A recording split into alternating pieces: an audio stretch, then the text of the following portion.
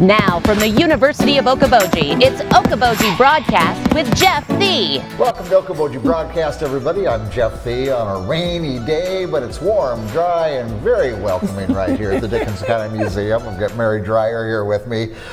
Oh, it's a good day to be inside and enjoy history, right? Yeah, you know what? If I could do anything today, you know what I would do? I would go back in our resource area and I would pull out some Okoboji Protective Association bulletins and I would read and read and read and read. Those things are just so cool and they have so much information in them about a huge variety of topics. I mean, within the Okoboji Protective Association bulletins, it ranges from environmental, ecological, native history sorts of things about the lakes area, to what families were doing, who was here when. I mean, if you wanted to know when Uncle John was going to be here, you could look at an OPA bulletin and see, hey, he's going to be here from July 1 to August 1.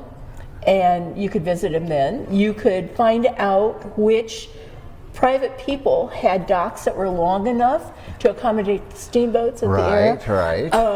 There was just so much information. I mean, and they're virtually unknown around the area.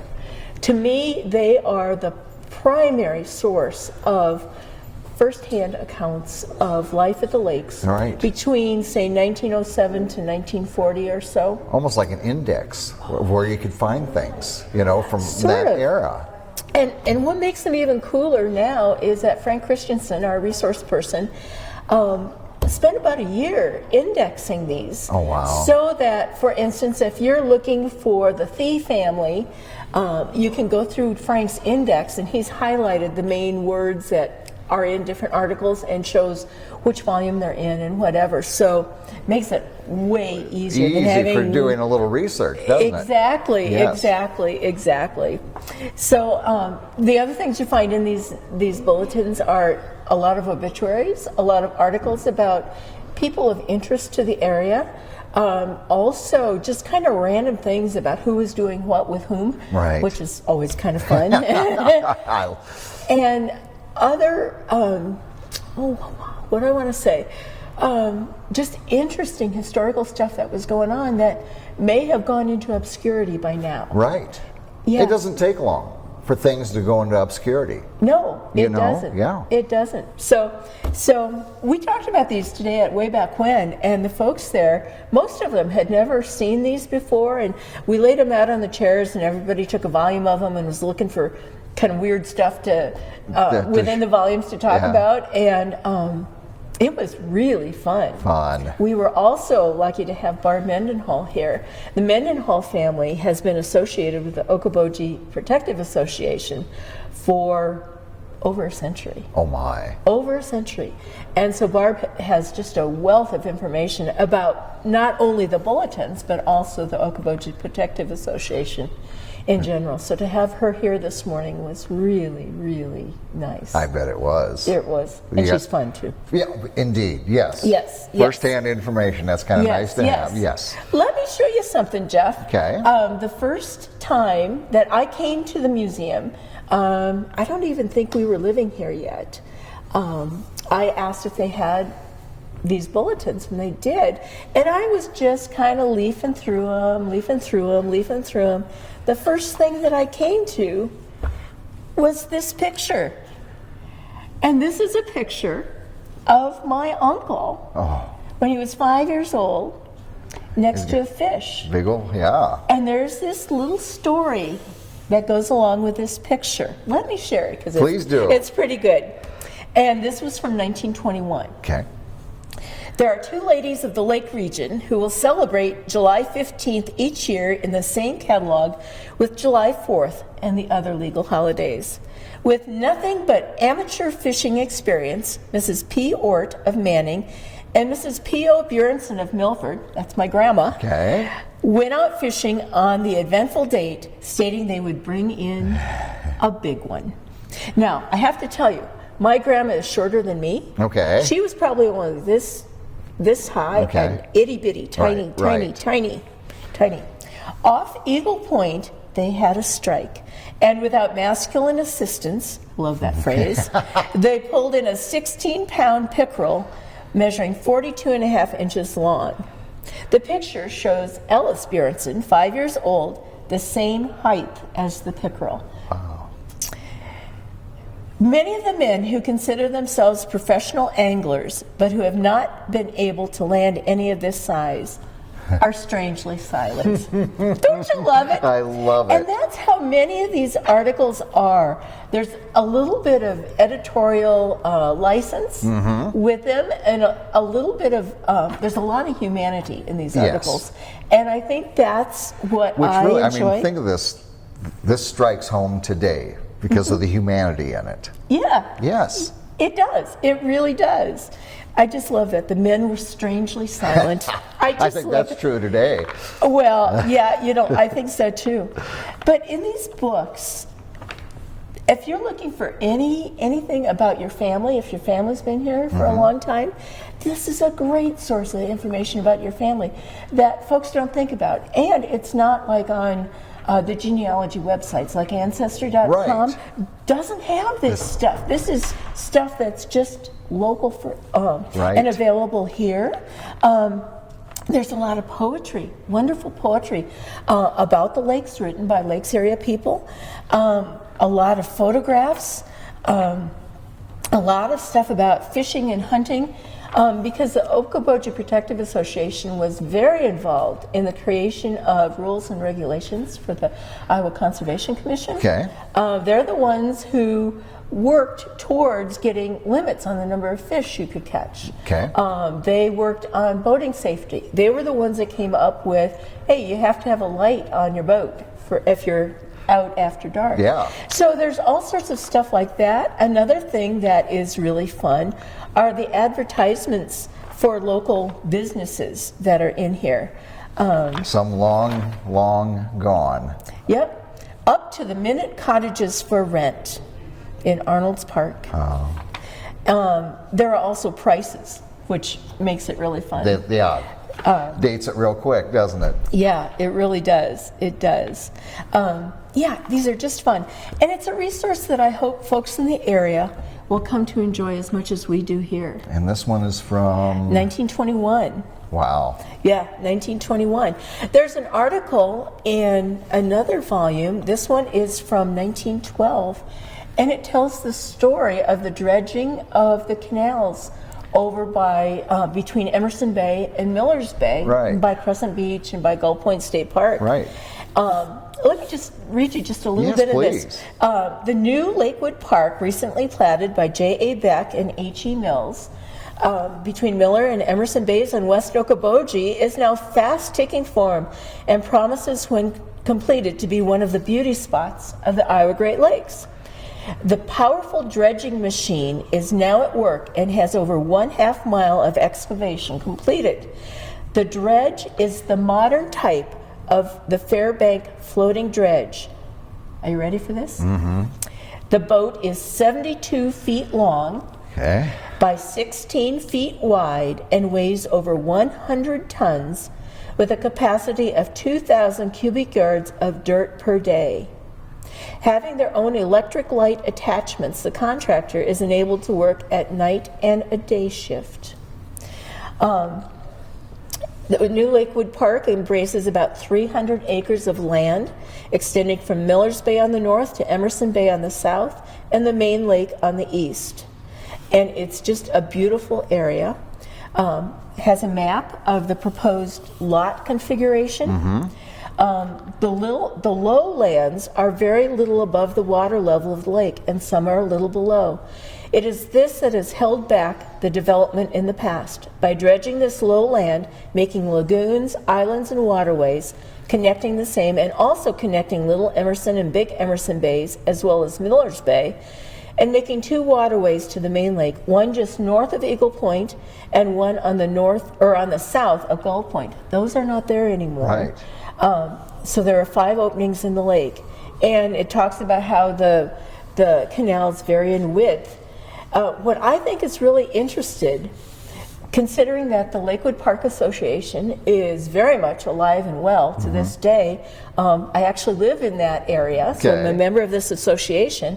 The Lakewood Park Association is hard at work doing fundraising to get the funds to dredge out Turtle Lake, which is a part of this project. Yes. It's a part of Lakewood Park that was built in 1911 by J.A. Beck and H.E. Mills. The lake has been filled in by silt over the years. You know, think it's over 100, gosh, what would it be, 112 years old, 13 years old, something in that. This last May and June, I'm sure. Well, yeah. And so the Lakewood Park Association, in the interest of water quality and water preservation throughout the lakes area, and especially here in West Okoboji, is undertaking a project to dredge out Turtle Lake and to bring it back to the 6.5 foot depth that it was original to it. Right. And okay, so what's interesting here is that the contract for the dredging back in 1911, when these canals were dug, entails an expense of $12,000. Boy. Besides numerous other expenses, which will run the Beck and Mills expense of the new park upwards of $20,000. Okay?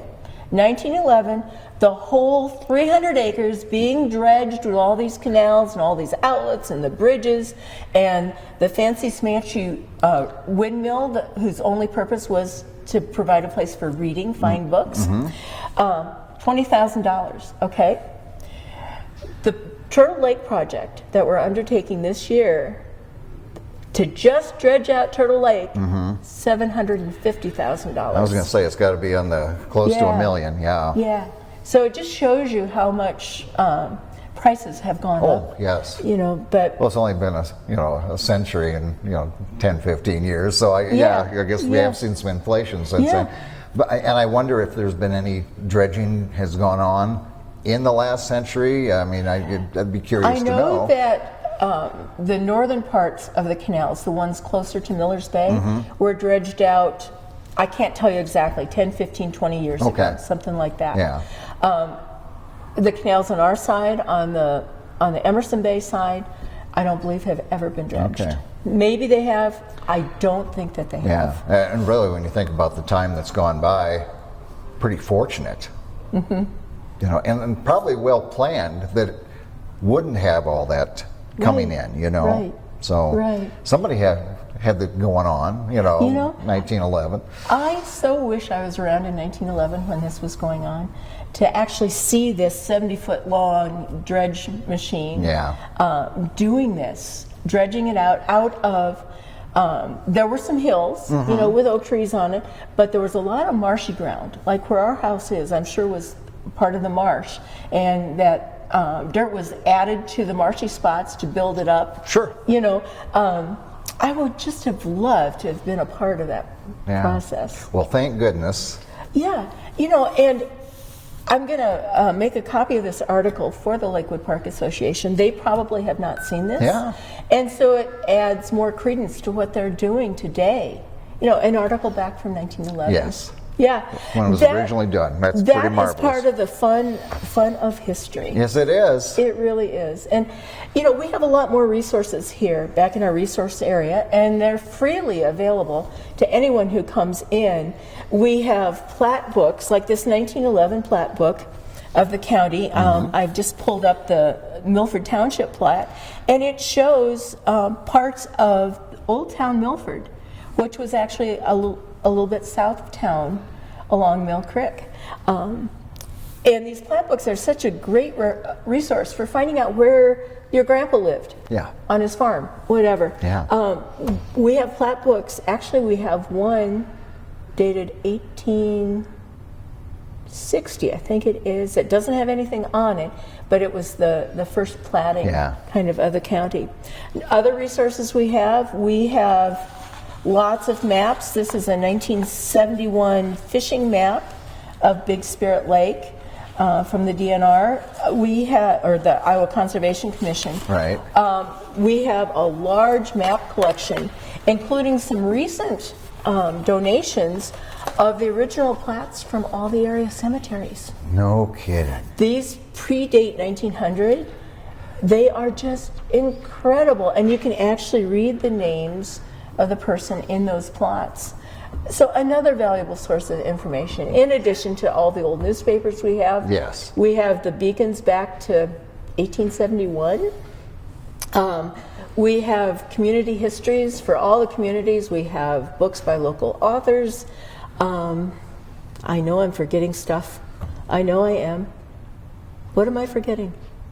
What, just have to come in and Yeah, you investigate have to come in and and find investigate, out. but if we tell them everything, then that's maybe true. there's more. We have lots of scrapbooks, and also records from clubs in the county. We're a repository for those records here. Wow. And they're all available to be freely used by everybody. Just marvelous. Yeah.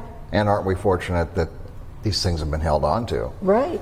In addition to the old stuff, we also have a new way for searching for records about your own family. We have Ancestry.com on a computer here at the museum that is also freely available. Now, usually these subscriptions are very expensive, but you can come here and use Ancestry.com for free. So much here. Yes, So many so much resources here. and And so it's much so fun to learn. Yes, so much fun. It just goes on and on and on. Yes, it does. It does. Just like history does. Exactly, exactly. Yeah. Couple things coming up. Okay, very good. Next Monday, we are welcoming 96 little first graders to the museum for tours that will last all day. We're so excited about it. We're going to pack a covered wagon and have an old time school and a bunch of other stuff. And then a week from Saturday, on November 23rd, we're having another family fun day here where we open up the museum on a Saturday morning, and we'll be doing lots of hands-on activities for the kids. We're preparing a booklet to help the kids